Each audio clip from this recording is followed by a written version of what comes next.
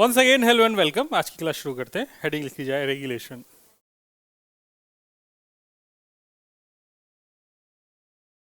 हाँ, बस वो मुझे 2 लाइन लिखा नहीं, आप लिख लीजिए, क्योंकि एनसीईआरटी में भी ये शब्द दे रखा है तो बताना जरूरी है।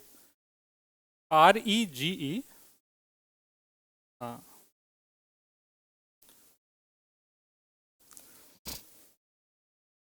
रेगुलेशन। रेगुलेशन नहीं है। It is melting of ice. It is melting of ice caused by pressure. It is melting of ice caused by pressure, and its resolidification. And its resolidification. And its resolidification when the pressure is removed.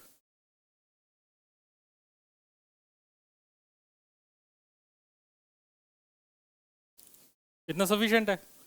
आप चाहें तो ऐसा एक बना सकते हैं कि एक ऐसा शेप बना लो, और इसमें चाहो तो एक दूसरे रंग से एक धागा बांध देना, तार। हाँ जी। और यहाँ पे ऐसा वेट लटका देना।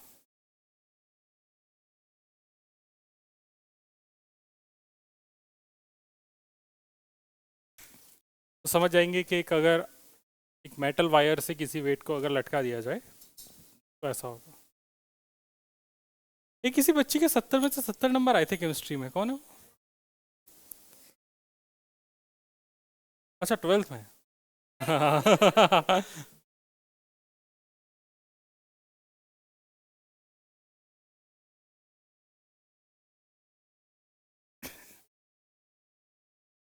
बहुत ही गलत हुआ तुम्हारे साथ। ए छोड़ो, लिख ले, वरना ढोलक पर पहुंच जाएगा। अभी तेरा दोस्त कहाँ है? Wear is your friend?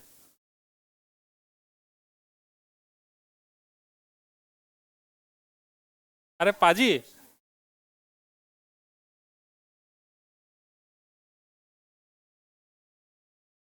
चलिए,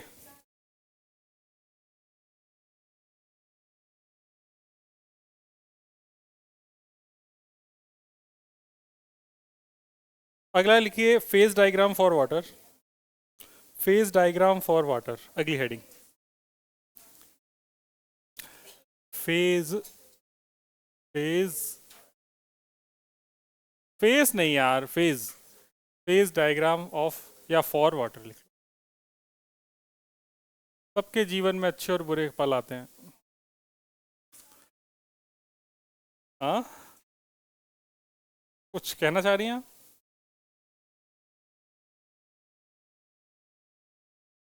ये कैसा मजाक है? खुद ही हंसना है, खुद ही बोलना है। कम से कम 4 लोगों को तो इंक्लूड करो।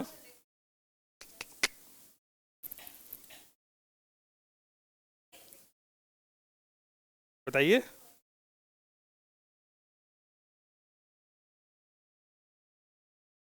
आ,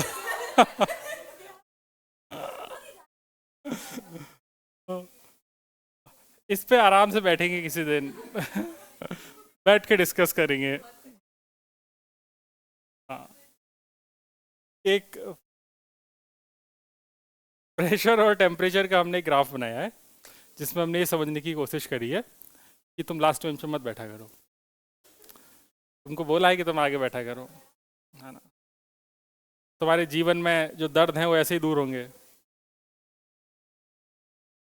तुम उस बेंच के साथ जब तक बैठे रहोगे तब तक तुम्हारे साथी कम होते रहेंगे।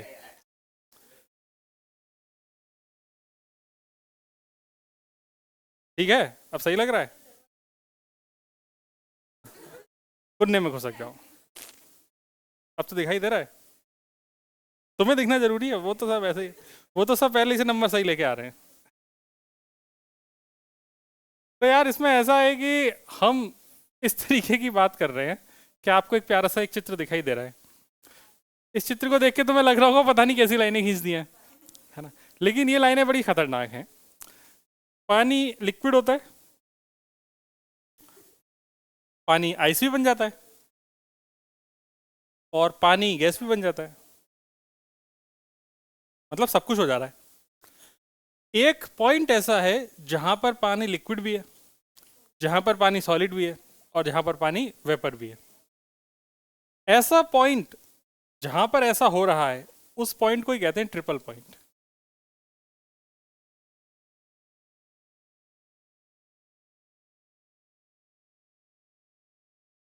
तो बच्चे कह रहे हैं बच्चे कह रहे हैं बकवास बातें तो किया मत करो और सस्ते नशे करके मत आया करो। ये क्या बकवास बातें बता रहे हो आप हमें कि तीनों चीजें एक साथ हो जाती हैं? किसकी? ट्रिपल की क्या स्पेलिंग होती है? हाँ, सिंगल पी होता है। हाँ भैया, इसको सिंगल पी कर लेना, ऐसा बच्चे कह रहे हैं, ये सिंगल पी है। तुम लोग किसी को डबल होते देखना नहीं चाहते, सिंगल ही उसे तुम्हें रखना है। अच्छा, गंदा वाला जोक था ये। तो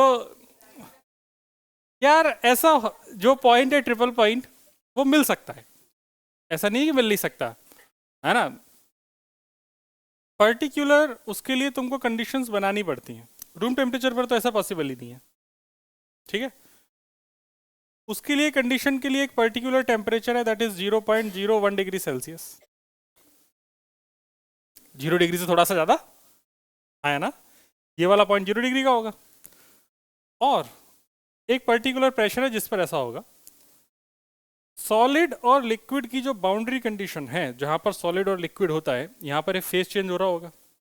तो इस वक्त क्या हो रहा होगा, सॉलिड से अगर लिक्विड जा रहा होगा तो मेल्टिंग हो रही होगी। तो इसको क्या बोलेंगे, इस पॉइंट को, मतलब यहां पर ये मेल्टिंग वाली कंडीशन होगी। इस बात को भी अच्छे समझ गए। लिक्विड से गैस का बनना या वेपर का बनना, इसको क्या कहेंगे? वेपराइजेशन। तो ये वेपराइजेशन हो गया। और सॉलिड से वेपर बनता है, बनती है क्या, उसको क्या कहते हैं? सब्लिमेशन। तो ये सब्लिमेशन होगा। सब्लिमेशन का उल्टा प्रोसेस क्या था? कल नाम बताया है। ठीक है जी। तो इतनी कहानी समझ में आ गई। अब इस ट्रिपल पॉइंट के बारे में दो चार बातें लिख ली जाए, हेडिंग लिख ली जाए छोटू सी। अरे बहन, वो तो करना ही है, तो पहले जो बात बोली है वो करना है ना। तेरा पति तुझे बहुत मारेगा भविष्य में।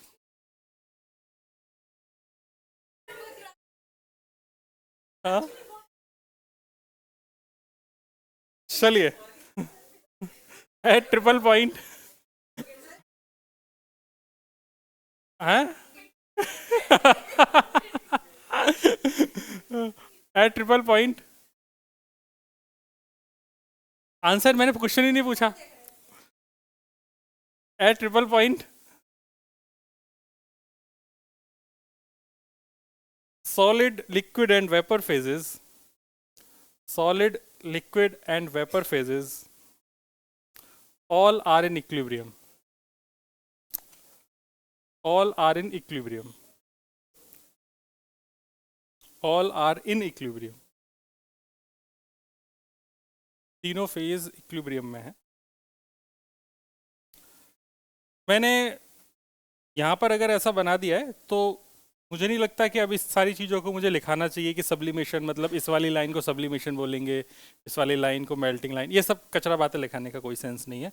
अगर आपके पेपर में कभी ये बनाने को आए तो जो भी इसमें आपने शब्दों में लिख, ये सामने चित्र में लिख रखा है, इस बात को शब्दों में लिख देना है।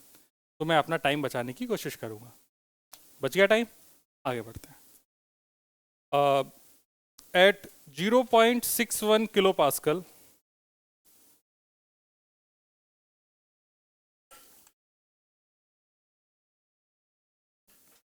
at 0.61 kilopascal and 0.01 degree Celsius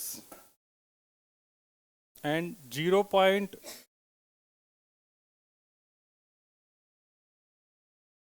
and 0.01 degree Celsius, एक जीरो एक्स्ट्रा लगा दी, at 0.61 kilo pascal and 0.01 degree Celsius, triple point for water exists।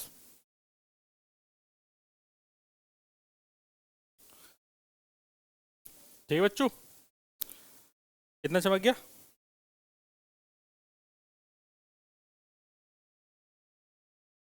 बाकी मैंने हर एक लाइन तो तुम्हें बताई दी, क्या सब्लिमेशन क्या होता है, ये सारे प्रोसेसेस के मतलब तो बताई दिए, मेल्टिंग मेल्टिंग क्या होती है। along any curve the two phases along any curve the two phases can coexist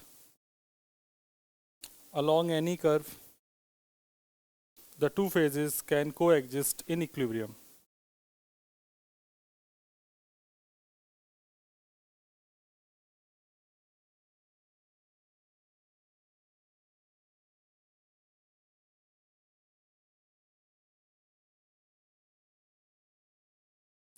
मैं तुम्हें कुछ बातें सिर्फ बोल रहा हूँ, लिखो मत, है ना। सिर्फ मैं बोलते जाऊंगा, तुम्हें सिर्फ समझना है, ठीक है।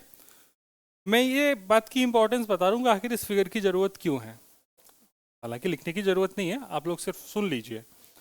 Different phases of a substance can be shown on the phase diagram, ठीक है।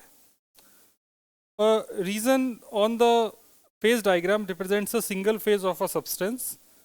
A curve represents equilibrium between two phases, and a common point represents equilibrium between three phases. Line दो फेजेस के बीच का इक्विलिब्रियम बता रही है, point तीन phases के बीच का इक्विलिब्रियम बता रहा है। A phase diagram helps to determine the condition under which the different phases are in equilibrium. ठीक है, दिख रहा है। Next, a phase diagram is useful for finding a convenient way in which a desired change of phase can be produced. ठीक है, इसमें से कोई ऐसी चीज़ नहीं है जो मुझे लिखानी चाहिए, ये सिर्फ मैंने आपको सुना दी है। इनमें से हर एक चीज़ आप देख के भी सोच सकते हो कि हम फेज डायग्राम की ज़रूरत क्यों पड़ रही है। ओके, आप लोग चित्र बना लीजिए और फिर आगे बढ़ेंगे।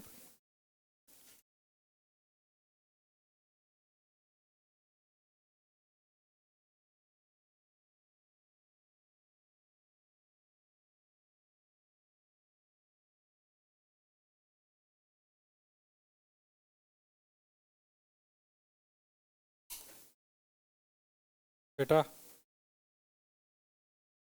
कुछ नहीं है, जनरली प्रेशर और टेम्परेचर का स्लोप जो डिफाइन होता है गैसेस में, वो आइडियल गैस इक्वेशन से निकालते हैं। आइडियल गैस इक्वेशन से होता है NR/V।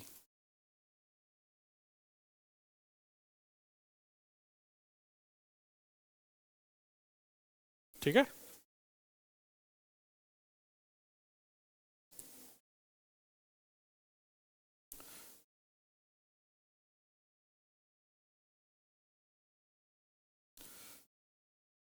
आप लिया। अगला पॉइंट, इफ प्रेशर इंक्रीजेज, नहीं बना क्या बच्चों? ये क्या बना रही हो तुम? तुमने ये कटोरा कैसे बना दिया है धान का? ये कटोरा नहीं है, ये ऐसा है। नहीं वो समझना जरूरी नहीं, वो सही बनना भी चाहिए। अब पेपर में बनाना, लिखिए, if pressure increases,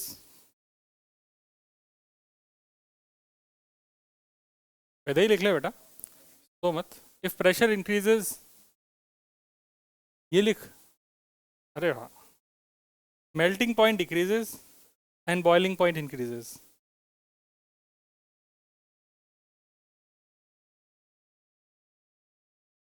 if pressure increases, melting point decreases and boiling point increases.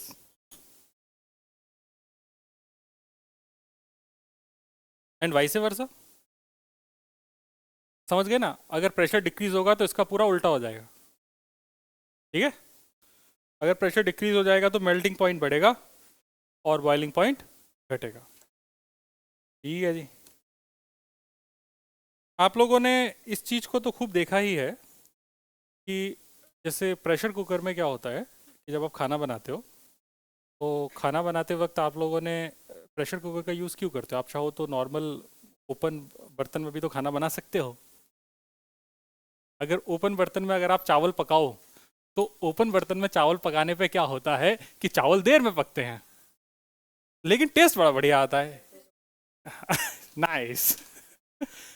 तो उसमें क्या होता है कि जैसे आपने भगोना लिया या कोई भी बर्तन लिया, ओपन बर्तन में जब आप पकाओगे तो चावल, पानी बॉयल होगा, चावल पकेगा।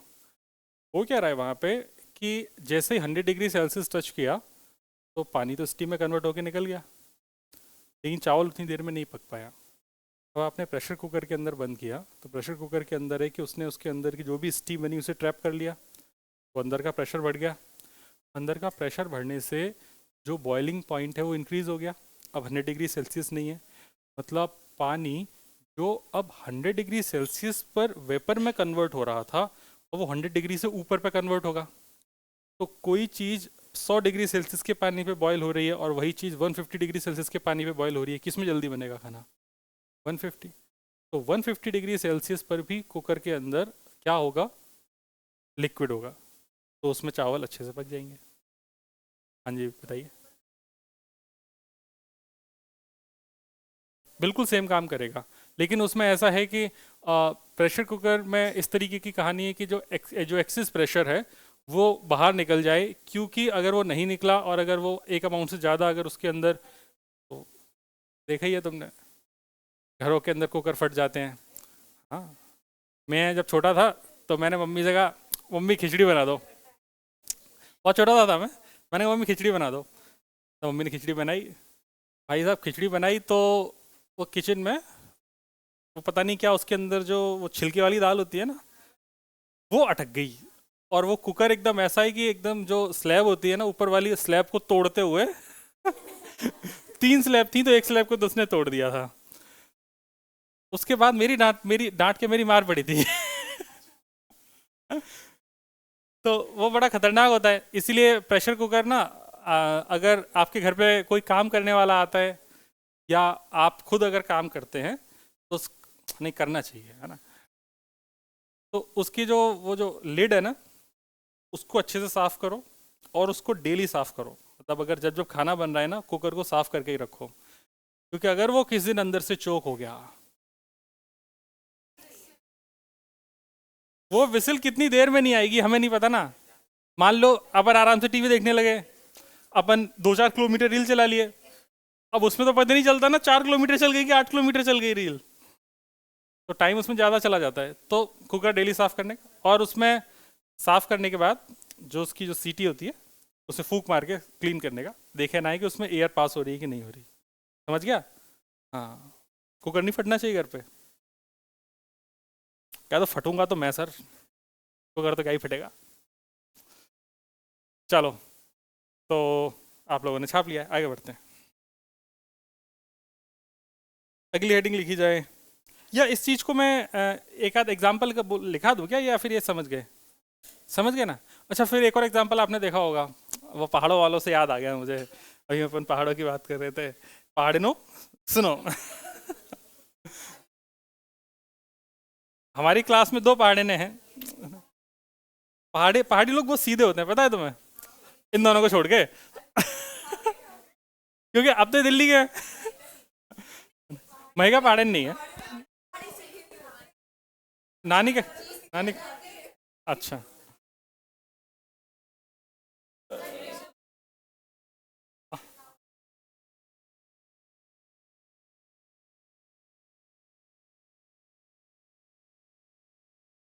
तो मेरे प्रिय भाई और बहनों, जब आप पहाड़ों में जाएंगे दिल्ली के पोल्यूशन से दूर, तो आपको थोड़ी सांसें बढ़िया मिलेंगी, लेकिन उसके लिए आपको थोड़ा ऑल्टीट्यूड पे जाना पड़ेगा।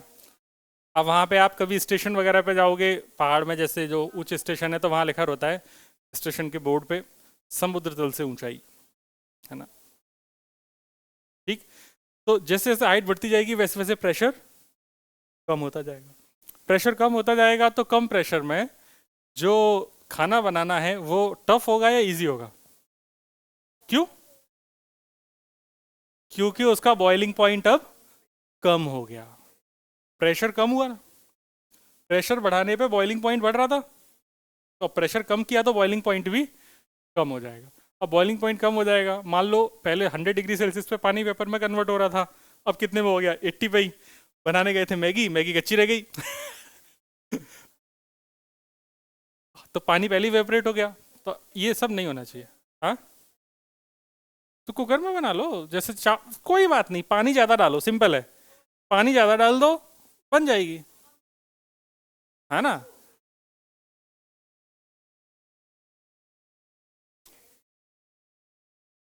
मैं तो बस सर देख रही थी और वो एक बहुत बड़ा टास्क होता है, बनते हुए खाना देखना। तो मैं इन दोनों बातों को लिखाऊं या फिर आप संतुष्ट हैं एग्जाम्पल से? संतुष्ट हैं, ठीक है। अगली हेडिंग लिख ली जाए, हीटिंग कर्व। हीटिंग कर्व, ये फेज डायग्राम कहते हैं इसको, और जो आप लिखा रहे हैं उसको क्या बोलेंगे? Heating curve.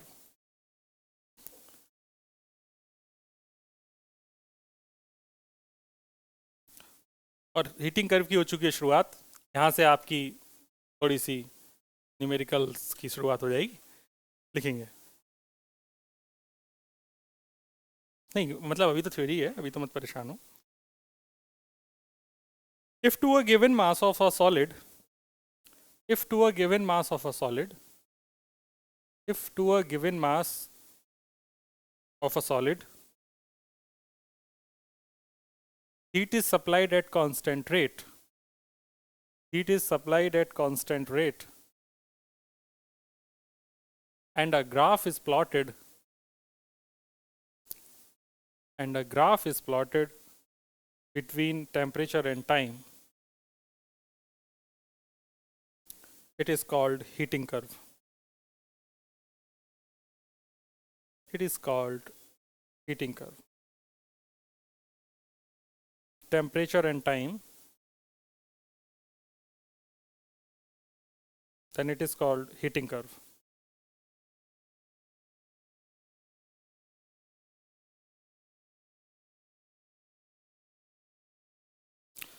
चलिए, अब आप पेन रख दीजिए और सुनिए, क्योंकि ये समझना जरूरी है। अगर ये समझ में आ गया ना, तो इससे फिर आप क्वेश्चंस में सोचने में आसानी रहेगी, है कि नहीं। देख, पहली बेंच पे बैठने ज़्यादा समझ में आता है कि नहीं आता? आ रहा है ना, हाँ, क्योंकि डिस्ट्रक्शन नहीं है, पीछे बहुत पापी रहते हैं। कहो यान, तो पापी है तो मुंडी क्यों ला रहा है शायद ग्राफ किसके बीच का बोला? Temperature and time. तो टेम्परेचर एंड टाइम के बीच का ग्राफ है। अब शांत होकर सुनो।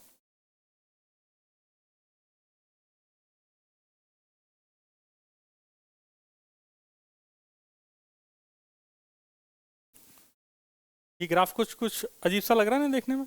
हाँ, बस यही दिखाना है, अजीब से ही लगना चाहिए। इसका नाम ओ A B C D E, सारे कछू चौंच बंद करके बैठेंगे अब। जैसे तुमने चौंच चलाई, हमने तुम्हारी चौंच तोड़ी। सबसे पहले कोई भी फेज, कोई भी चीज़ है, वो अपने किस फेज में रही होगी तो हमें पता है, वो अपने सॉलिड स्टेट में रही होगी। तो जो शुरुआत होगी ओ ए से होगी। इस ओ ए रीजन के बारे में बात करेंगे तो ओ ए रीजन के वक्त अगर देखा जाए तो पूरे का पूरा जो, ऐसे तुम पानी के लिए समझ लो, तो यहाँ पे पूरे में आइस रही होगी, ठीक है। तो इस ओ ए रीजन में जो लिक्विड है वो सॉलिड फॉर्म में है। सॉलिड फॉर्म का मतलब हो गया, यहाँ पर मेरे लिए पानी के लिए बात करेंगे तो आइस है। हमने उसको हीट दी, तो हीट देने से उसका टेम्परेचर रेज हुआ। टेम्परेचर रेज होके ये टेम्परेचर मैंने 0 डिग्री सेल्सियस बोल दिया। तो 0 डिग्री सेल्सियस तक आने में उसका टेम्परेचर यहाँ पर निगेटिव में रहा होगा, कुछ माइनस में, जो भी रहा हो। लेकिन इससे ऊपर जाएंगे तो फिर ये अब 0 डिग्री की आइस बन गई। अब अगर तुमने और हीट दी तो क्या इसका टेम्परेचर 0 डिग्री से चेंज होगा? नहीं। अब वो अपने फेस को चेंज करेगा, तो वो सॉलिड के बाद किस में जाएगा? लिक्विड में। तो ये हो गई तुम्हारी लिक्विड वाली कंडीशन, और ये हो गई तुम्हारी सॉलिड वाली कंडीशन। तो अगर मैं आपसे बोलूं कि ए बी रीजन में क्या हो रहा, तो आप बोलोगे सर ए बी रीजन में ये रहेगा आपका लिक्विड फॉर्मेट में, मतलब ये हो जाएगा आपका जल। जल है तो कल है। इतना समझ आया? फिर जैसे हम सी से डी जाएंगे, तो अब बी से सी जाएंगे, तो बी से सी में आपने देखा होगा, एक मैंने क्या लिख दिया है, ए टू बी, तो बी टू सी की बात है, मैंने गलत लिख दिया। मैंने यहाँ पे सही लिखा है बी टू सी लिक्विड। ए से बी में इसने अपना फेज चेंज किया। इस फेज में कहाँ से कहाँ गया? सॉलिड से लिक्विड गया। बी से सी पूरा फेज कैसा है? लिक्विड है। बी से सी में लिक्विड है, अगर आपने 0 डिग्री से अगर टेम्परेचर रेस करते जाएंगे तो कहाँ तक रेस करेंगे? 100 डिग्री सेल्सियस तक। तो फिर ये क्या बन जाएगा? स्टीम बन जाएगा। तो आप सी से डी में जाएंगे तो अब ये लिक्विड से किस में कन्वर्ट होगा? गैस में या वेपर में। और अगर आप सी डी के बाद अगर आप आगे वाले फेज में जाएंगे D2E, तो अब ये किस कंडीशन में आ गया है? ये गैस कंडीशन में आ गया है, और इसके बाद अब अपना ये गैस में अपना टेम्परेचर बढ़ाता रहेगा, है ना? यही तो पढ़ा है अपन ने। फिर आपने ये पढ़ा था कि अगर सेम फेज है तो सेम फेज यहाँ पर कहाँ कहाँ रिप्रेजेंट हो रहा है? सेम फेज ओ ए सेम फेज है, बी और सी सेम फेज है, और डी और ई ये पूरा सेम फेज है। सेम फेज में जब भी अपन हीट देते हैं तो वो हीट जितनी उसके एनर्जी में टेम्परेचर को रेस करती है उसे हमने डेल्टा थीटा बोला था, और हमने बोला था Q is equal to M S delta theta. याद आ रहा है?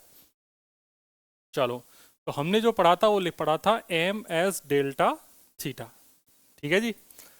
तो एम एस डेल्टा थीटा में जो हीट है, इसको मैं ऐसा लिख सकता हूं क्या? Delta theta is equal to Q upon M S. ठीक। तो मुझे ये समझ में आ रहा है कि कहीं ना कहीं ये जो टेम्परेचर है आपका डेल्टा थीटा, ये टाइम मैंने इसको टी मान लिया है ना, यहाँ इसको टी की बजाय थीटा बोल देते हैं, थोड़ा अच्छा लगेगा तुमको। तो ये एक तरफ तो थीटा है और एक तरफ है ये क्यू। अगर ये सेम रेट से अगर जा रहा है तो इसका जो स्लोप है, कहीं ना कहीं स्लोप स्पेसिफिक हीट के इनवर्स रिलेशन के साथ है। आया ना? तो स्पेसिफिक हीट के इनवर्स रिलेशन के साथ है, तो यहाँ पर जो रेशियो है जो स्लोप के वो भी तुम्हें अलग अलग मिलेंगे, क्योंकि स्पेसिफिक हीट सॉलिड की अलग होगी, लिक्विड की अलग होगी, और यहाँ पर जो गैस है गैस के लिए स्पेसिफिक हीट अलग होगी। हाँ या ना? ठीक है। तो क्या तुम्हें थोड़ा सा आइडिया लगा इस हीटिंग कर्व का? ये पहले हमने स्टार्ट कहाँ से किया? सॉलिड से। फिर सॉलिड से किस में कन्वर्ट हुआ? लिक्विड में। लेटेंट हीट वाला पोर्शन आया, और फिर लिक्विड पूरे चला, फिर लिक्विड के बाद किस में कन्वर्ट हुआ? गैस में, और फिर पूरा गैस वाला पोर्शन चला। अब कभी कभी क्या है ना, ग्राफ दे देगा तुमको और तुमसे क्वेश्चन पूछेगा, तो क्वेश्चन क्या पूछेगा वो भी समझा देते हैं। ये जो है ए से बी, ए से बी किस चीज को रिप्रेजेंट कर रहा है? लेटेंट हीट ऑफ कौन सी? हाँ, fusion. Latent heat of fusion. तो यहां पर ये वाला portion latent heat of fusion को रिप्रेजेंट कर रहा है, ये वाला लेटेंट हीट ऑफ। ठीक है। तो क्वेश्चन में क्या है कि ये ग्राफ कभी कभी थीटा और टी की बजाय ना दे के सीधा क्यू और टी में दे देगा। ठीक है, क्यू में दे देगा, फिर कुछ रिलेशन दे देगा यहाँ पर, और फिर बोलेगा कि बताओ लेटेंट हीट की कैलकुलेशन करा देगा। तो आपको क्यू पता है, Q is equal to M L. अगर यहाँ पर क्यू की वैल्यू में दे दूँ, एम इंटू एल के बराबर कर दोगे, एल से डिवाइड कर दोगे, या मास पूछा, अगर मास दे दिया है तो एल आ जाएगा क्यू बाई एम। तो बस क्यू में एम से डिवाइड करके latent heat of vaporisation fusion आ जाएगी, और यहाँ पर लेटेंट हीट ऑफ वेपराइजेशन आ जाएगी। वो जब क्वेश्चन करेंगे तब की तब देखेंगे। ठीक है मित्र? अरे हाँ या ना? चलो,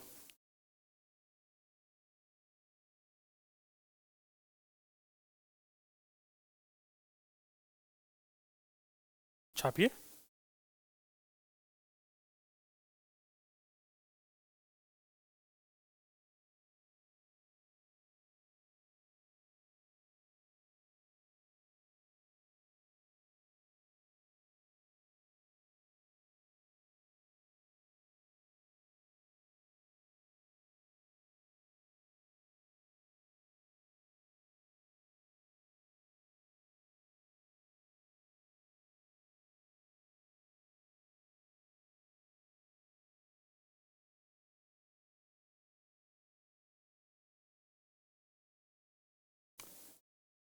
इस कर्व को अभी और गंदा करें क्या थोड़ा सा?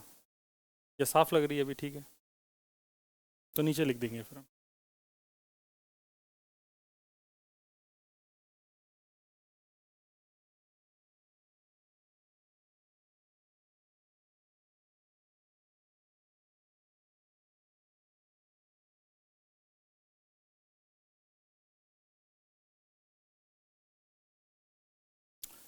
क्या आप लोगों को वर्क एनर्जी पावर याद है क्या? थोड़ी सी पावर क्या थी?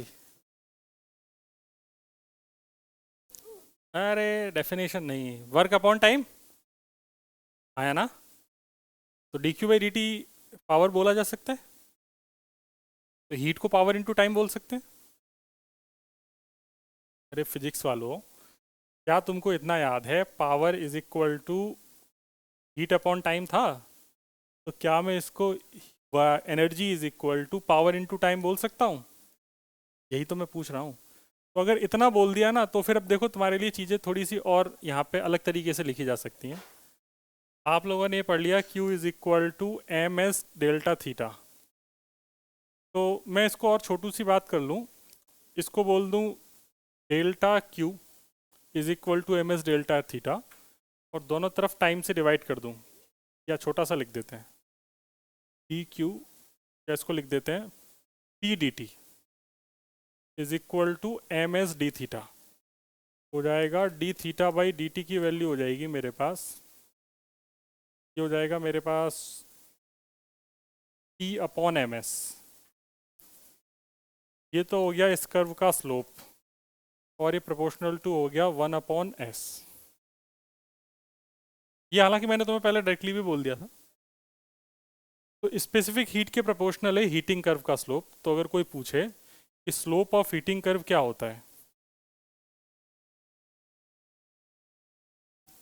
तो स्लोप ऑफ हीटिंग कर्व आप लोग बोलोगे it is inversely proportional to specific heat. ऐसे ही अब सॉलिड वाले कंडीशन में अगर यहाँ पर स्लोप की बात करेंगे, आप गंदा कर ही लेते हैं थोड़ा सा। ये एंगल अल्फा, ये एंगल बीटा, ये एंगल गामा। मैंने इसको जानबूझ के जीरो से शुरू नहीं किया। आप जीरो से शुरू कर सकते हो, कोई प्रॉब्लम की बात नहीं है, क्योंकि जीरो से शुरू करने में फिर हमें नहीं पता निगेटिव हम कहाँ से स्टार्ट कर रहे हैं, हमने रेफरेंस कहाँ लिया है हमें नहीं पता है। आप लोग चाहें तो ओरिजिन को रेफरेंस मान लेंगे, तो यहाँ जीरो से स्टार्ट कर देना, कोई प्रॉब्लम की बात नहीं है। क्वेश्चन में भी आपको जीरो से मिल जाएगा, कोई प्रॉब्लम नहीं है उससे। तो जैसे यहाँ पर हम बात करेंगे अल्फा बीटा और गामा में, तो ओए वाली लाइन में अगर आप देखेंगे तो इसका जो स्लोप है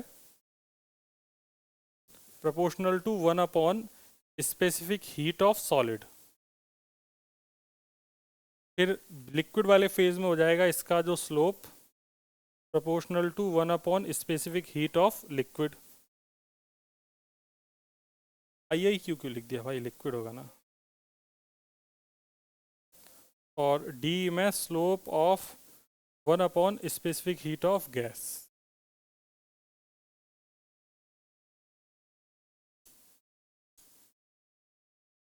सही दिख रहा है?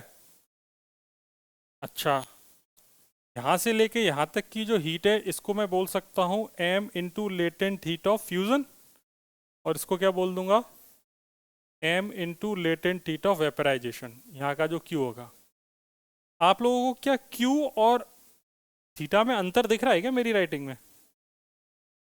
दिख तो रहा है ना? ठीक।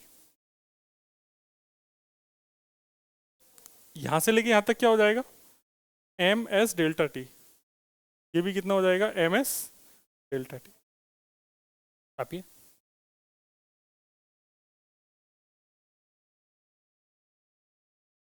क्या चाहिए?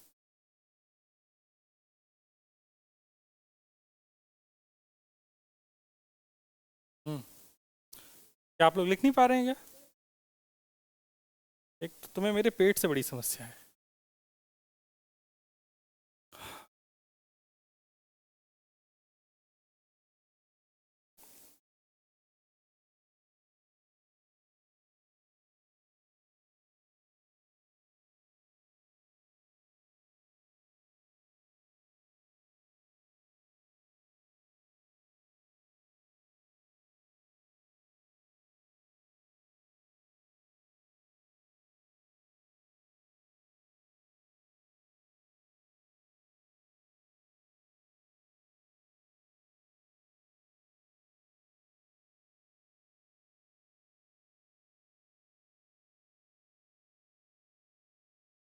आप लोग इसको चाहें तो यहाँ भी लिख सकते हैं ना, इस चीज़ को यहाँ, अगर आपको फिगर में कमी पड़ रही हो यहाँ भी लिख लेना, कोई प्रॉब्लम नहीं। मतलब मैंने इस चीज़ को यहाँ भी लिख सकता हूँ Q is equal to m into latent heat of fusion.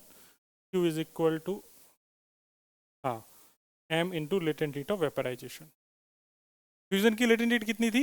80 calorie, बोलो ना, 80 कैलोरी पर ग्राम। और वेपराइजेशन की कितनी थी? 536 कैलोरी पर ग्राम, और हम 540 यूज करेंगे, है ना। कई जगह 536 से भी हो सकता है कैलकुलेशन आपकी इजी पड़ जाए, तो एक बार वो देखते रहना क्वेश्चन की लैंग्वेज से।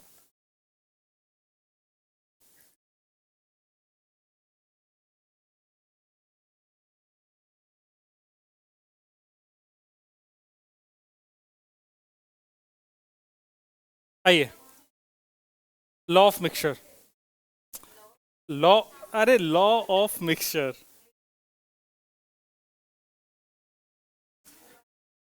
हाँ मिक्सचर मिक्सचर।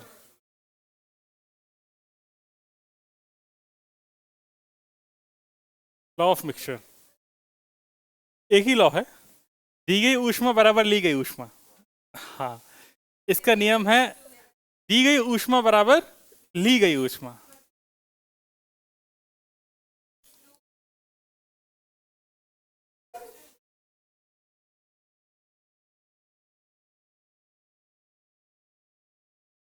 बस इतना ही है।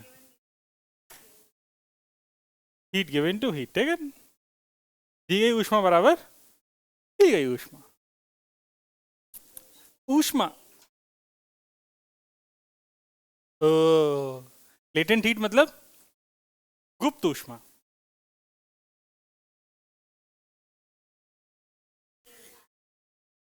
हिंदी बहुत क्यूट है, क्योंकि तुम्हारी हिंदी बहुत खराब है।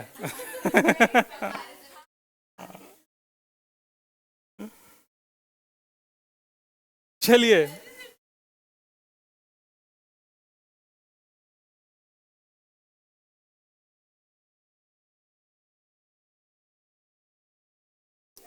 फाइव ग्राम क्वेश्चन लिखिए।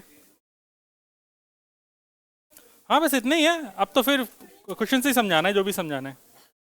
5 ग्राम आइस, प्रश्न लिखा जाए, 5 gram ice eight 0 degree Celsius, 5 gram ice eight 0 degree Celsius is mixed with is mixed with 5 gram of steam, is mixed with 5 gram of steam at 100 degree Celsius. Find final temperature of mixture. Find final temperature of mixture. आप लोग करेंगे?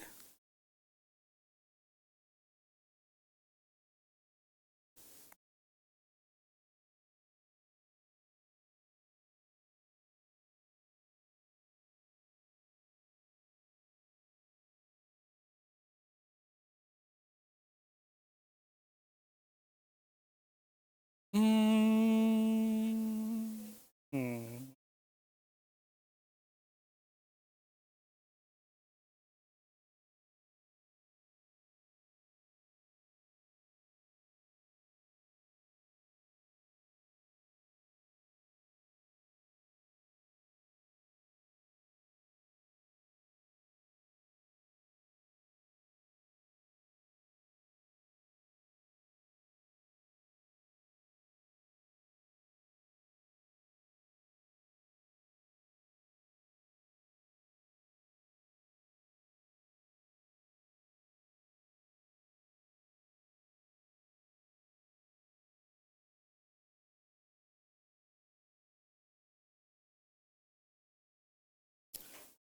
देखो थोड़ा सा ना दिमाग लगाना पड़ेगा,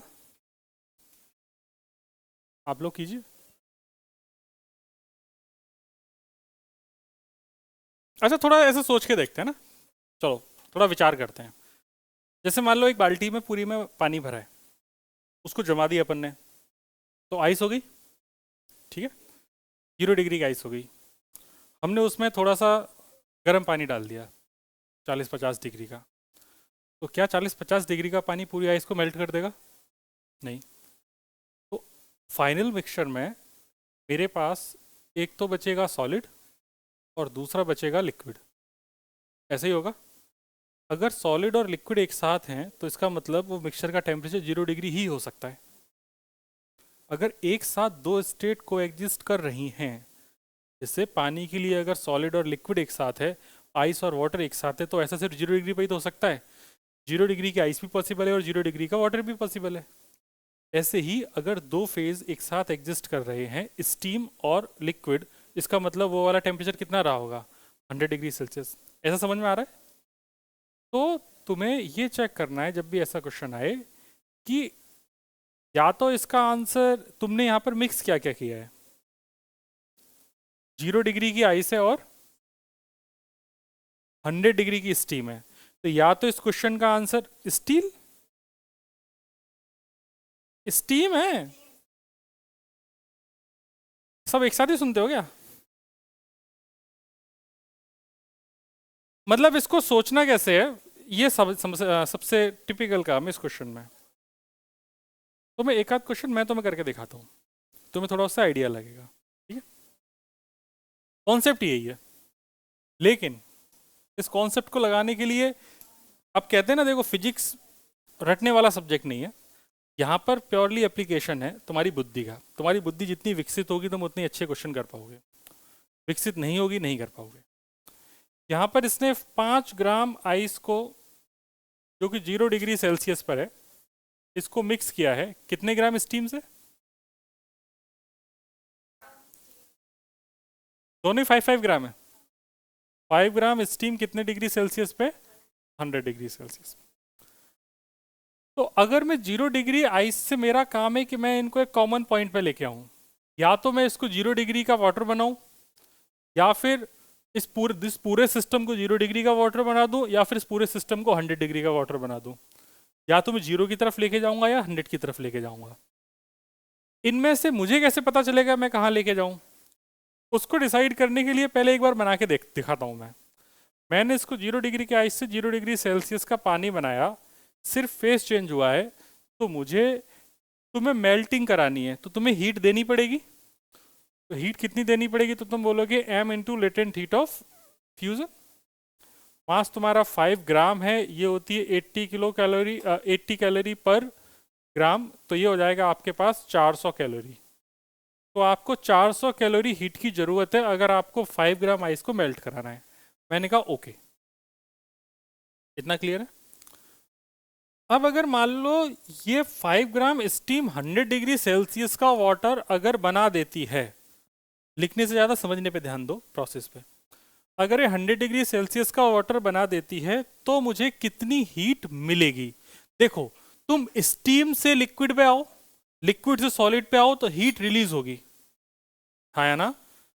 और अगर तुम सॉलिड से लिक्विड गए, लिक्विड से वेपर गए, तो तुम हीट को तुम्हें एब्जॉर्व करना पड़ेगा।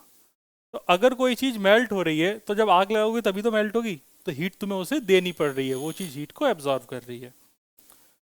100 डिग्री सेल्सियस के वाटर पे जब अपन नीचे लेके आए तो मुझे जो हीट रिलीज हुई, that is m into latent heat of vaporisation.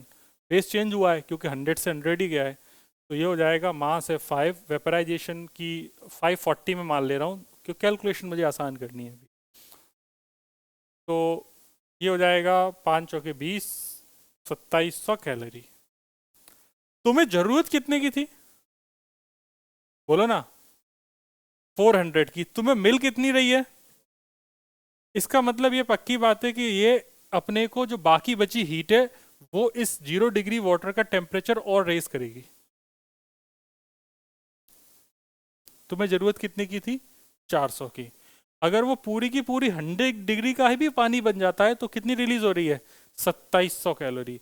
और 2700 कैलोरी हीट मिलने के बाद क्या ये पानी 0 डिग्री के वाटर पे ही रहेगा या अपने टेम्परेचर को और बढ़ाएगा? तो मैं इस चीज को पहले जज कर रहा हूं कि क्या 0 डिग्री का पानी अगर मान लो 100 डिग्री सेल्सियस का वाटर बन जाए तो मुझे कितनी हीट चाहिए। तो मैंने कहा इसके लिए तो मैंने फॉर्मूला पढ़ रखा है एम एस डेल्टा थीटा। मास कितना है मेरे पास? 5। पानी की स्पेसिफिक हीट होती है 1, डेल्टा थीटा है 100 माइनस 0। कछुओं, एक बात का ध्यान रखना, हमेशा जो डेल्टा थीटा है वो पॉजिटिव होगा। तुम्हें 100 माइनस 0 करो चाहे 0 माइनस 100 करो, यहाँ पे 100 आंसर होना चाहिए पॉजिटिव में। ठीक है, तो ये हो जाएगा तुम्हारे पास 500 कैलोरी। देखा, अगर हम 5 डिग्री आइस को 5 ग्राम आइस को 0 डिग्री से 100 डिग्री सेल्सियस लेके जा रहे हैं, तब भी मुझे कितने की जरूरत है? तो मुझे पता चला 500 प्लस 400 कितना, 900। लेकिन तुम्हें यहां मिल कितनी रही है? 2700। इसका मतलब इसका टेम्परेचर अभी और बढ़ना चाहिए, आया ना? लेकिन इंटरेस्टिंग बात यह है कि इसका टेम्परेचर और कितना बढ़ सकता है? कोई भी दो टेम्परेचर T1 और T2, मिक्सचर का टेम्परेचर T1 और T2 के बीच में ही होगा। ऐसा कभी नहीं हो सकता कि इस रेंज से बाहर चला जाए।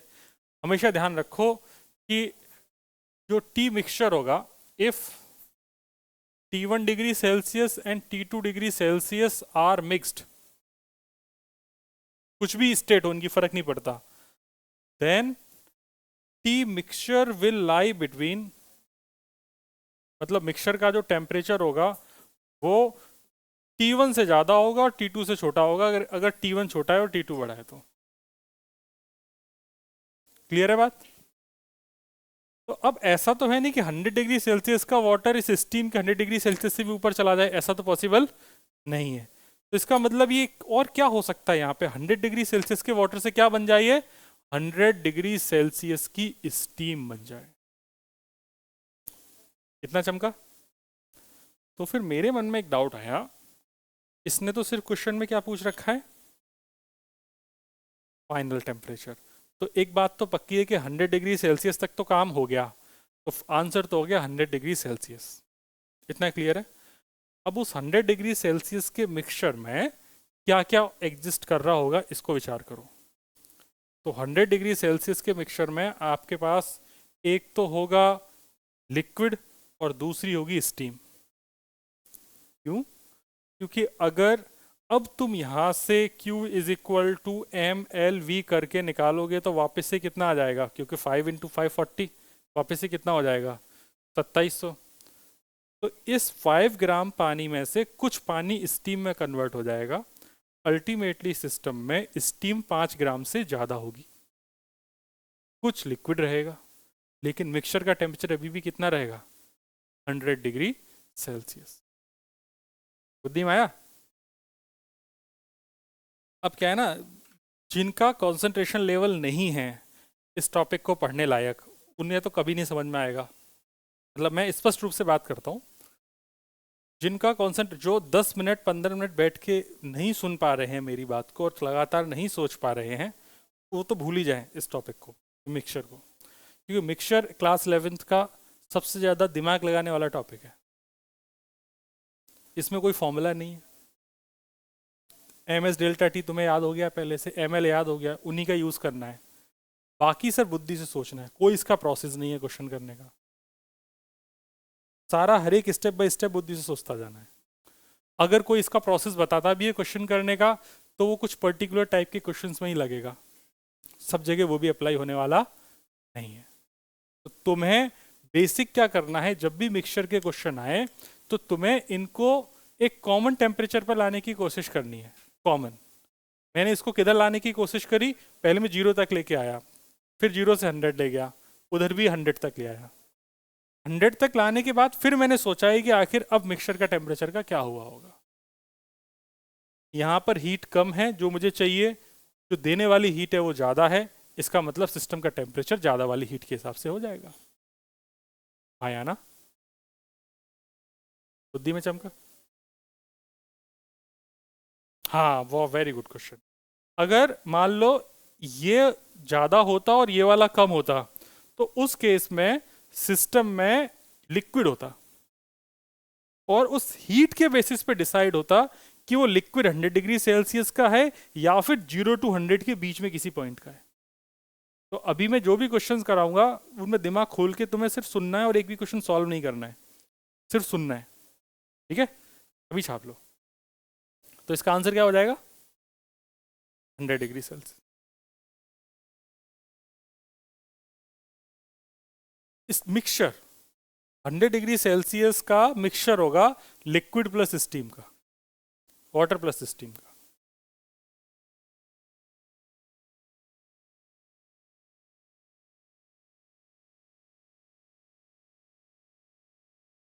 और इसका अगर मान लो तुम एक स्टैंडर्ड सोल्यूशन लिखना चाहो तो ऐसा लिख सकते हो कि इसको यहाँ से हटा देता हूँ, ऐसा बोल सकता हूँ कि Q taken is less than Q given. Q taken कितना है? 400 plus 500 is less than 2700. That's why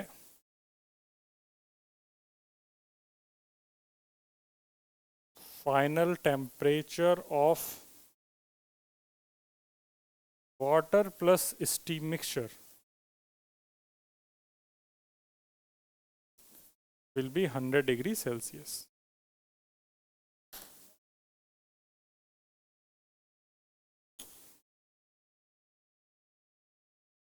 ठीक है?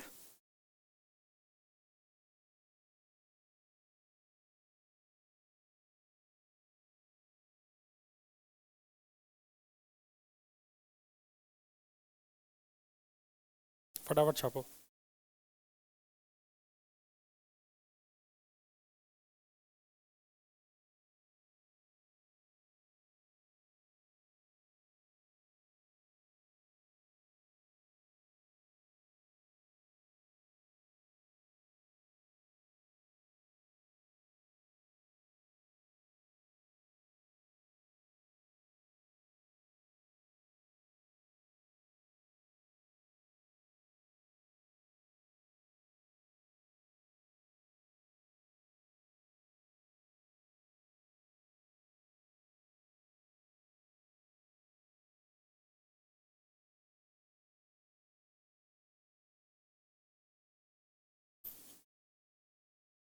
और क्वेश्चन करने का बेस्ट तरीका यही है कि आप ऐसे डायग्राम बना के करना है, एक एक स्टेप। पहले लिक्विड, पहले सॉलिड, सॉलिड का पहले सॉलिड 0 डिग्री का सॉलिड बनेगा, 0 डिग्री का सॉलिड 0 डिग्री का लिक्विड बनेगा, 0 डिग्री का लिक्विड 100 डिग्री का लिक्विड बनेगा, 100 डिग्री का लिक्विड 100 डिग्री का वेपर बनेगा, 100 डिग्री का वेपर आगे वेपर बनेगा। ठीक है?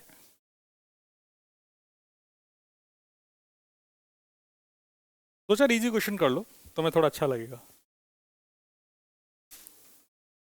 Calculate amount of heat required, calculate amount of heat required to convert 1 kg steam of 100 degrees Celsius. Calculate amount of heat required to convert 1 kg steam at 100 degrees Celsius to 200 degrees Celsius. To 200 degrees Celsius.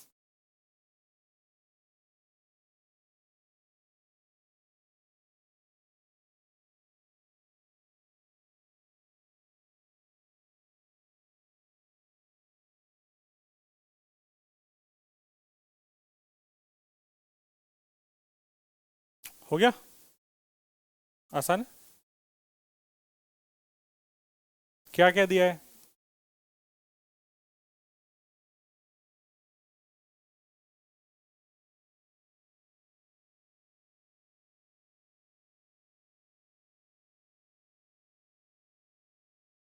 ठीक है?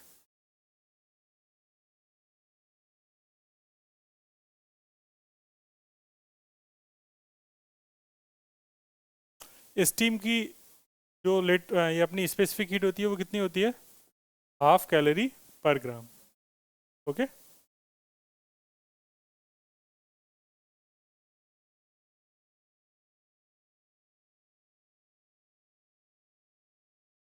50 kilo calorie.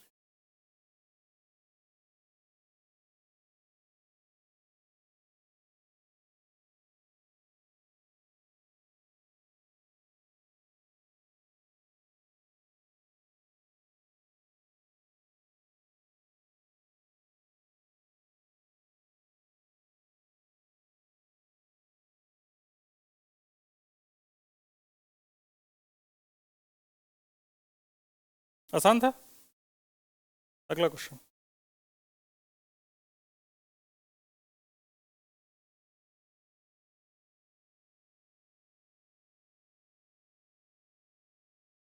अगला question,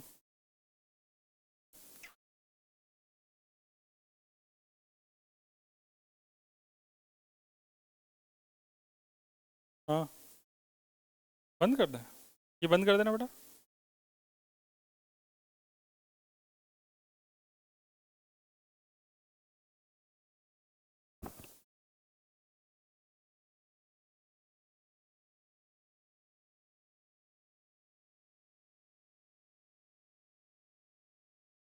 Heat released by 1 kg steam. Heat released by 1 kg steam at 150 degrees Celsius. Heat released by 1 kg steam at 150 degrees Celsius. If it is converted into 1 kg water, if it is converted into 1 kg water at 50 degrees Celsius.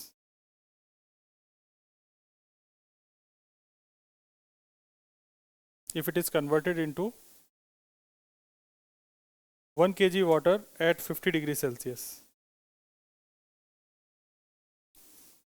सोचो, खुद करना है, ये हो जाएगा, है ना? Mixture का क्वेश्चन नहीं है ये, सिंपली कन्वर्जन का है।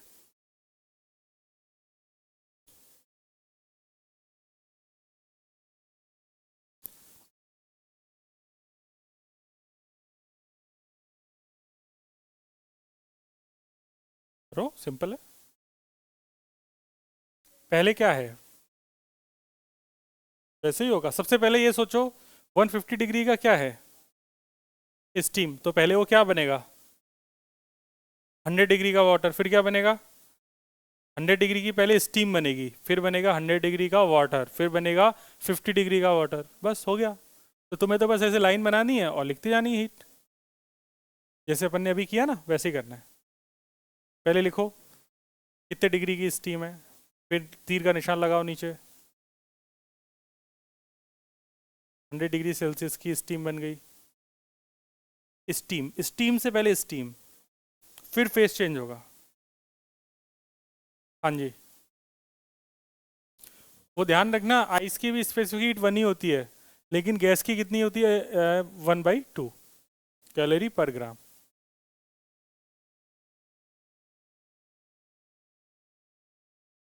क्या बेटा, अब क्या होगा, अब सोच, 50 डिग्री।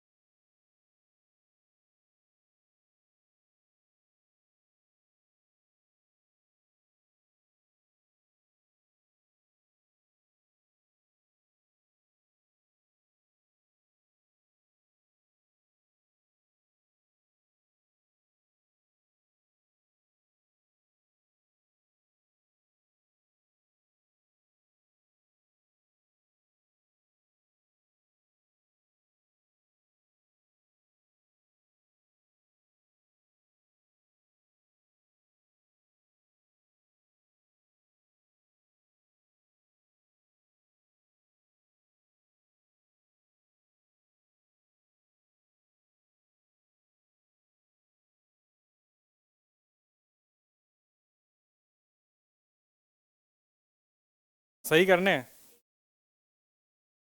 चलो शुरू करें। देखो कैसे अप्रोच करनी चाहिए थी। 150 डिग्री सेल्सियस का मेरे पास स्टीम है 1 kg, यही तो है क्वेश्चन। तो 150 डिग्री से पहले क्या बनेगा, 100 डिग्री सेल्सियस क्या बनेगा, स्टीम। बहुत अच्छे। फिर स्टीम के साथ क्या बनेगा, वाटर। तो फेस चेंज हो गया। फिर इसके बाद क्या होगा, कहाँ तक जाना है, 50 तक ही जाना है। तो 50 डिग्री सेल्सियस का जल बन गया, जल। उसके बाद अब फॉर्मूले लगा देने, सारे फॉर्मूले बच्चों को बताइए। यहाँ पे फेस चेंज नहीं हो रहा है, तो Q is equal to M S delta theta. तो मास 1000 ग्राम। ध्यान रखना तुम एस जो तुमने 1/2 और 1 याद किया है वो किस में है, कैलोरी पर ग्राम में। तो तुम्हें मास हमेशा ग्राम में रखना है, ठीक है। तो एस की वैल्यू हो गई स्टीम के लिए 1/2, डेल्टा थीटा हो गया 150 माइनस 100 मतलब 50। ठीक है दोस्त।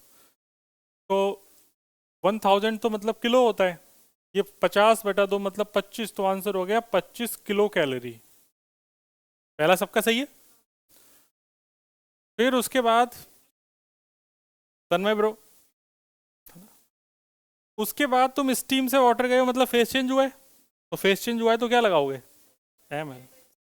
शाबाश। लेटेंट हीट कौन सी, वेपराइजेशन या फ्यूजन, वेपराइजेशन। ठीक है भाई।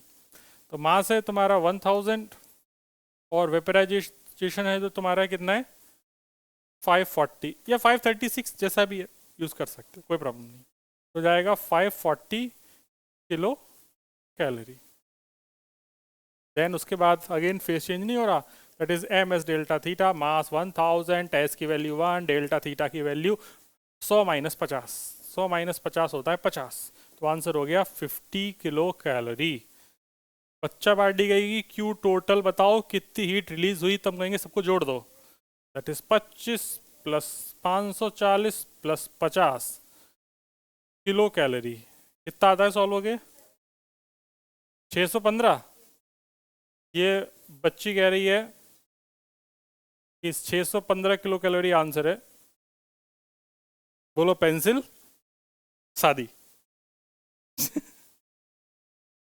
नहीं वो नहीं, वो मतलब लाइन वही बन गई है, पेंसिल के साथ कैंसिल नहीं है, पेंसिल मतलब शादी। पेन चाहिए, ले लो, जो भी दिखे। देखो कौन सा चल रहा है।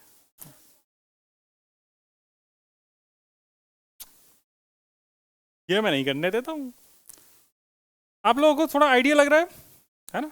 चलो एक आध क्वेश्चन और करेंगे, थोड़ा आपका और कॉन्फिडेंस बढ़ाते हैं। सबसे पहले आपको मैंने वही क्वेश्चन दिखा दिया जिससे आपको आइडिया लग जाए कि आपको अब करना क्या है ना। तो थोड़ा ग्रेविटी समझ में आ गई होगी क्वेश्चंस की। कहेंगे सर कैसी ग्रेविटी की बातें कर रहे हो मनूस। 540 ग्राम ऑफ आइस, क्या 540 gram of ice, 540 gram of ice eight 0 degree Celsius. अब ना है मेरे पास, जो कुछ था मालिक सब कुछ दे दिया। सहेली इनको एक पेन दे दो।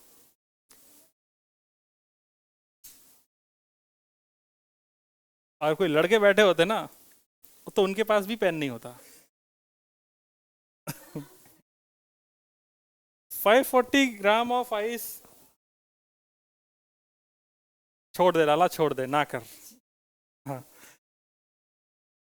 540 gram of ice at 0 degree Celsius is mixed with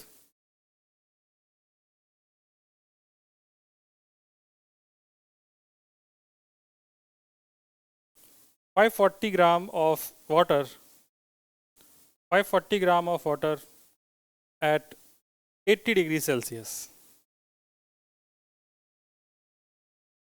Find final temperature of mixture. Find final temperature of mixture. क्या चाहते हैं आप लोग, करेंगे हम करें, ट्राई करना चाहते हैं, वेरी गुड। यही तो कॉन्फिडेंस चाहिए।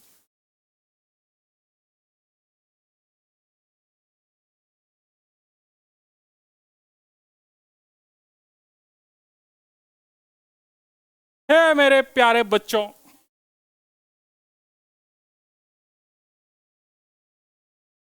पापियों और पापिनों। आओ बातें करें। ए, गंदी बात, उसके बालों से मत खेल। हाँ।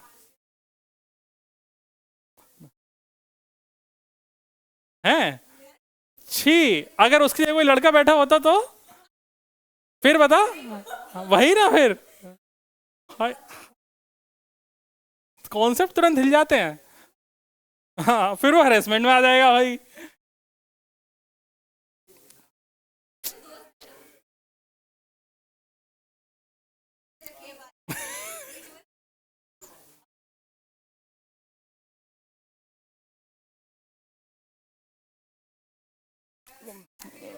देखिए, अब यहाँ पर दो प्रबुद्ध लोग आपस में चर्चा कर रहे हैं कि क्या इसे कंसेंट माना जाए या नहीं माना जाए। लीगल एस्पेक्ट से बताएंगे अभी कि जब तक रिटन में ना हो तब तक कोई कंसेंट नहीं मानी जाती है। वर्बल आपके स्टेटमेंट की कोई भी औकात नहीं होती। तो आइए वापस से क्वेश्चन पे आए। प्रश्न ये कहता है कि, बताओ ना क्या क्वेश्चन है। 540 ग्राम आइस को अपन ने मिक्स कर दिया कितने डिग्री पे? 0 डिग्री सेल्सियस पे। हमने किसके साथ कर दिया? भाई साहब, दोनों ही यही है। 80 डिग्री सेल्सियस के जल के साथ हमने इसको मिक्स कर दिया है। हमने और हमने पूछा है कि मिक्सचर के साथ क्या हो रहा होगा। मिक्सचर में एक बाल्टी में दोनों को डाल दिया और बोला बताओ बाल्टी में जो मिक्सचर बनेगा उसका टेम्परेचर क्या होगा। ठीक है, आओ बातें करें। तो जब बातें करेंगे तो बातें तो हम अच्छी करेंगे। 0 डिग्री सेल्सियस से हम इसको बनाएंगे 0 डिग्री सेल्सियस का जल। जल है तो कल है। और इस दौरान हम ये देखेंगे कि आखिर हमें कितनी ऊर्जा प्राप्त हुई। तो हम लगाएंगे m इंटू एल, ना एल वी नहीं, लुई वितो नहीं, हम लगाएंगे L इंटू एफ, मतलब L F, latent heat of fusion. तो ये जाएगा 540 इंटू 80, तो 8 चौक 32, 8 पंच 40 और 3 43, 432 कैलोरी। मतलब 432 इंटू 100 मतलब 43,200 कैलोरी।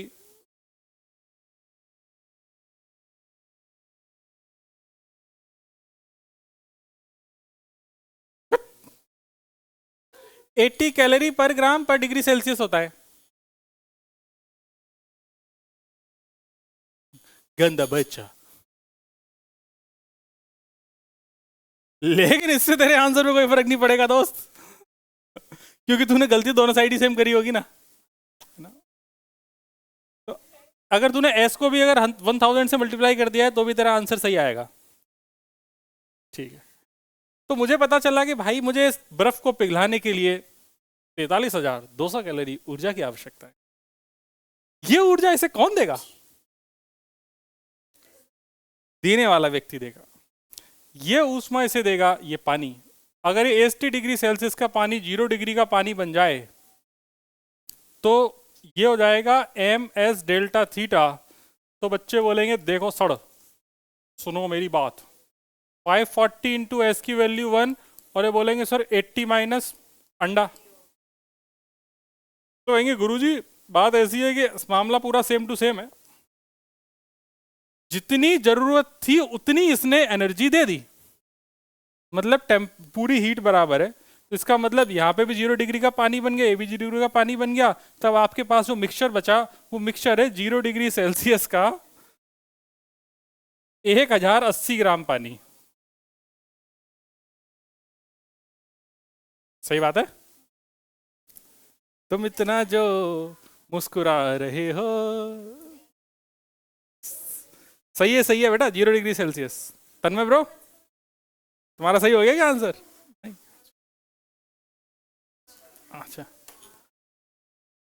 आप लोगों के चेहरे की खुशियां बता रही हैं कि हम एक प्रश्न और कर सकते हैं,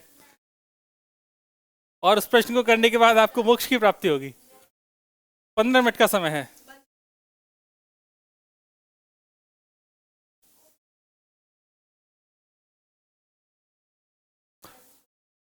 किस किस का आंसर सही था? अगला वाला करके दिखाओ। चैलेंज। अगर जो अगला क्वेश्चन कर देगा, 1 रुपया है क्या? अरे 10 रुपए, नहीं नहीं नहीं, कैंसिल कैंसिल। 1 रुपये देना है।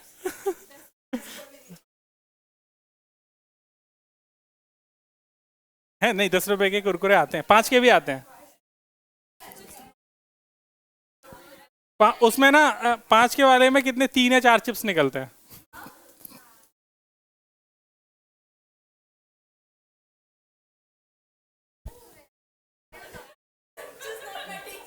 आज तो बेटा तू फंस गया, लड़कियों के मोहल्ले में बैठ गया है।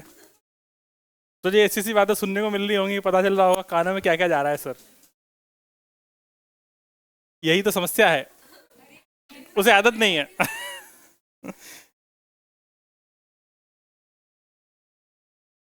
साला आराम। इनको ना एक क्वेश्चन ऐसा कराएंगे, एक ही में फैल जाएंगे सब। एक क्वेश्चन कराएंगे। 5 kg ऑफ स्टीम, 5 स्टील नहीं steam, Pagglait. 5 kg of steam, ऐसे हंसते खेलते पढ़ो वरना फिजिक्स रुला देगी। 5 kg steam of at 100 degree Celsius, 5 kg steam at 100 degree Celsius is mixed with 10 kg of ice at 0 degree Celsius. At 0 degree Celsius.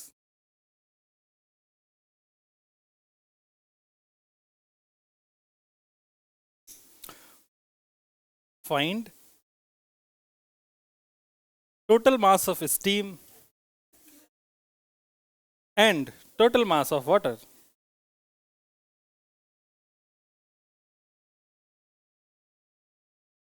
in mixture. Temperature तो मैंने पहले ही बता दिया, 100 है।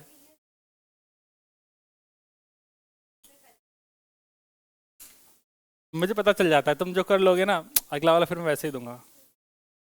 तुम लोग कभी उड़ने नहीं चाहिए।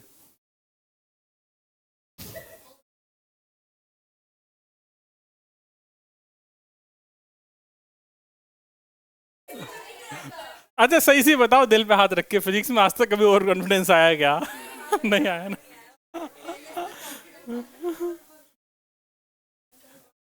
आज तक मुझे कोई ऐसा नहीं मिला जो बोल दे नहीं मुझे, मतलब फिजिक्स में कुछ भी पूछ दो मैं सब बता दूंगा। कोई नहीं मिला आज तक, नहीं। फिजिक्स एक बहुत बड़ा विशाल समुद्र है।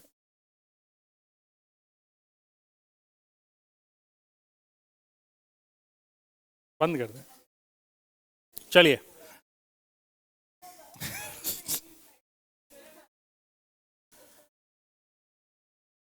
शांति से पूरे क्वेश्चन को सुनेंगे, क्योंकि ये क्वेश्चन आज की क्लास का अंतिम प्रश्न है। मैं तुम्हें कभी बताता नहीं हूं कि ये जेई का क्वेश्चन है। मैं तुम्हें कितने क्वेश्चन जेई और नीट के करा चुका हूं, तुम्हें तो पता ही नहीं है। क्योंकि वो बताने से ना तुम थोड़े डर जाते हो, और डर जाते तो फिर तुम्हारा वो उसमें मोटिवेशन खत्म हो जाता है।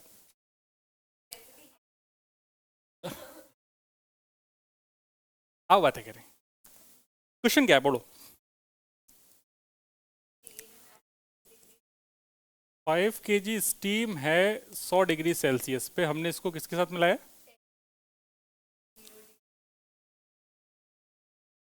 10 kg आइस 0 डिग्री सेल्सियस पे। ये है ना क्वेश्चन। मैं सोच रहा हूँ कि अगर 5 kg आइस को अगर मैं 5 kg स्टीम को अगर मैं कन्वर्ट कर दूँ 5 kg की बना दूँ 100 डिग्री सेल्सियस का जल, तो मुझे कुछ हीट मिलेगी। जो हीट मिलेगी Q is equal to M into latent heat of vaporisation, तो जाएगा 5000 और ये होती है 540, तो ये कितना आ रहा है? 0 0 2700 किलो कैलोरी, है ना। इतनी हीट रिलीज हो गई। अगर 10 kg आइस को मुझे पिघलाना है तो मुझे कितनी जरूरत पड़ेगी, तो पहले ये देख लेते हैं। वैसे क्वेश्चन को आप गौर से देखो तो आप खुद बुद्धि से सोच के समझ जाएंगे ये अल्टीमेटली सिस्टम में 100 डिग्री सेल्सियस टेम्परेचर रहने वाला है, क्योंकि उसने क्वेश्चन में दो चीज़ें पूछी हैं। क्या? एक तो कितनी स्टीम बचेगी और कितना पानी बचेगा। स्टीम और पानी एक साथ को एग्जिस्ट कब करते हैं? 100 डिग्री सेल्सियस। तो मिक्सचर का टेम्परेचर तो 100 है ही। तो यहाँ पर मैंने इसको 10 kg आइस को मैंने कन्वर्ट कर लिया 0 डिग्री सेल्सियस के जल में, और फिर मैं इसको कन्वर्ट कर लूँगा 10 kg आइस को, आइस थोड़ी है, 10 kg 0 डिग्री सेल्सियस का वाटर बना दिया ना, और वाटर हो जाएगा ये 100 डिग्री सेल्सियस का। ये है सिस्टम। तो रुक जा बच्चा, रुक जा, लिखना बाद में है ना, अच्छा क्वेश्चन है, मजाक नहीं।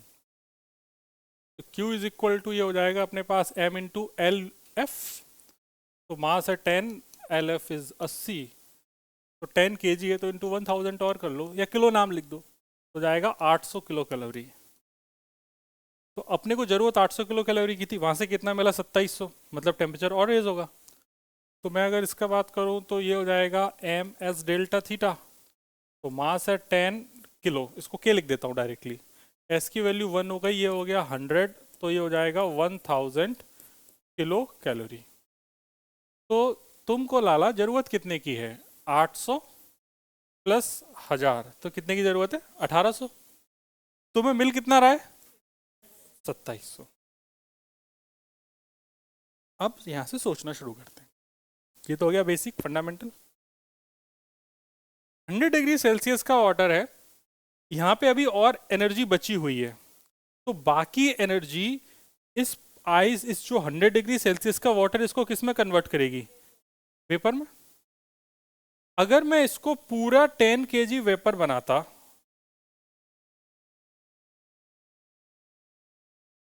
तो मुझे कितनी हीट की जरूरत पड़ती? तो मैं बोलूंगा m into L V, L V, तो मैं बोलूंगा भैया 10 किलो इंटू 540, मतलब ये हो जाएगा 5400 किलो कैलोरी प्लस 1800, तो मतलब ये हो गया 6400 और 800, 7200 किलो कैलोरी की जरूरत पड़ती। हाँ या ना? 7200, मतलब जोड़ लो ना, 1800 7200 होता है, ठीक है। तो 7200 किलो कैलोरी की जरूरत पड़ती, लेकिन मुझे मिल कितना रहा था? तो मतलब पूरा तो कभी भी कन्वर्ट होने वाला 10 kg का 10 kg नहीं है। इतना बुद्धि में आया? ठीक। तो मैं इतना तो समझ गया कि ये तो कभी पॉसिबल नहीं है। अब क्या पॉसिबल है उस पर विचार करते हैं। सुनो, बस बोलो मत, सिर्फ सुनना है भी, क्योंकि सुनने से ही होता है। मुझे एक चीज समझ में आ रही है कि यार पूरा तो ये कन्वर्ट होने वाला है नहीं, तो 100 डिग्री सेल्सियस का जो भी यहाँ पर जरूरत कितने की थी? 2700 की, 2700 हमें मिला, और ये आपका है कितना? 1800। इतना हो गया। तो अभी आपके पास अगर इतना सोचो तो क्या है? एक तो 100 डिग्री सेल्सियस का वाटर है यहाँ पे, और यहाँ पर आपको मिल गया ये 100 डिग्री सेल्सियस का वाटर, इतना ही है। अभी दोनों वाटर हैं। अब इसमें से अगर मैं ऐसा बोलूं कि इसमें जो डेल्टा क्यू है, तो डेल्टा क्यू आपके पास कितना है? 2700 माइनस 800 प्लस 1000, तो ये कितना होता है? 1800, 900 हो गया ना। तो 900 किलो कैलोरी हीट अभी भी तुम्हारे पास सिस्टम में बची हुई है, और तुम्हारे पास अभी क्या है? 5 kg पानी यहां से मिला और 10 kg पानी यहां से मिला, तो तुम्हारे पास कितना पानी हो गया? 15 kg। 15 kg पानी है, और उसके पास हीट कितनी है extra? 900 kilo calorie. 900 kilo calorie heat लेने के बाद, दीदी इधर देख, 9 किलो कैलोरी हीट लेने के बाद वो जो पानी है उसका कुछ हिस्सा ही स्टीम में बदलेगा, पूरा स्टीम में कभी नहीं बदलेगा। तो मैंने ऐसा मान लिया कि late assume m gram water converts into steam by using delta Q heat। तो मैं एम ग्राम तो कैलकुलेट कर ही लूंगा, क्योंकि मुझे तो पता है डेल्टा क्यू को मुझे बस क्या करना है, फेस चेंज ही तो करना है। 100 डिग्री के वाटर से क्या बनाना है, 100 डिग्री का स्टीम। तो 100 डिग्री का वाटर से अगर स्टीम जाऊंगा तो फॉर्मूला क्या लगाऊंगा, एम इंटू एल वी। तो ये है आपके पास कितना, 900 किलो कैलोरी, और ये है मास, और ये कितना लाला, 80। सही बात है, ये सॉरी एल वी है ना 540, 80 का है, या इसको 536 ले लो, अपन ने 540 तो कोई माना ही नहीं है ना। अच्छा 540 माना है तो 540 ले लो, कोई बात नहीं। तो एम हो जाएगा इसका 540। तो आपने ये सोचा कि पहले मैंने दोनों को पानी बना दिया, दोनों पानी से जो भी एक्स्ट्रा हीट का डिफरेंस आया वो हीट लेके जो पानी है उसका कुछ हिस्सा किस में कन्वर्ट हो जाएगा, स्टीम में। तो मान लो एम ग्राम स्टीम में कन्वर्ट हो गया, तो यहाँ से एम ग्राम में कैलकुलेट कर लिया। तो मैं छोटा कर रहा हूँ पूरे को, है ना।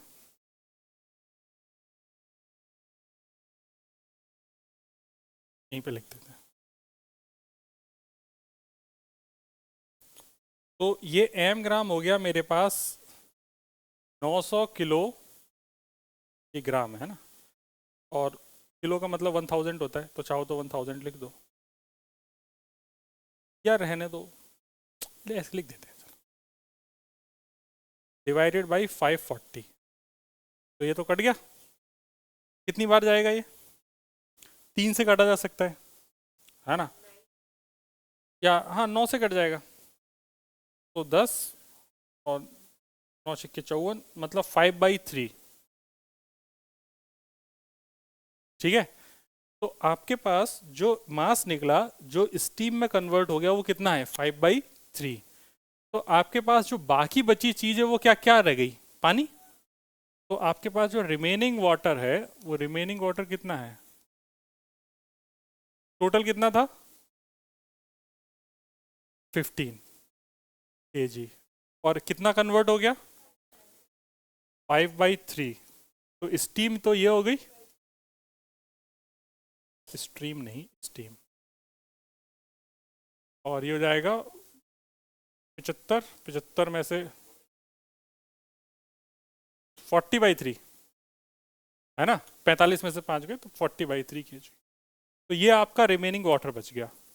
तो 15 किलो में से 5/3 तो बचा स्टीम, और 40/3 बचा पानी, और फाइनल जो मिक्सचर का टेम्परेचर है वो कितना है, 100 डिग्री सेल्सियस। समझ में आया, बेहतरीन क्वेश्चन था। आराम से अभी घर जाके इस क्वेश्चन को, आज जितने भी क्वेश्चन कराए इन क्वेश्चंस को देखना जरूर, वरना ये सब भूल जाओगे आप। एनसीईआरटी में जो भी क्वेश्चन है उनकी कैलकुलेशन गंदी है, मैंने जितनी भी क्वेश्चन कराए हैं सारी की कैलकुलेशन इजी इजी कराई है। ओके, एक मिनट रुक जाओ। Okay, thank you very much.